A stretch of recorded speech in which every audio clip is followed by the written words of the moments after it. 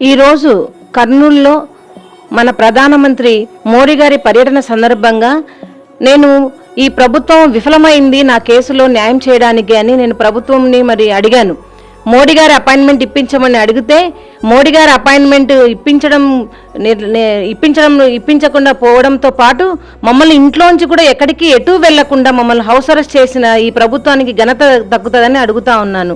నిజంగా ఈ ప్రభుత్వానికి చిత్తశుద్ధి ఉంటే కనుక బాధితులమైన మా పైన మీరు నిందితులను చూసినట్లు చూస్తున్నారు.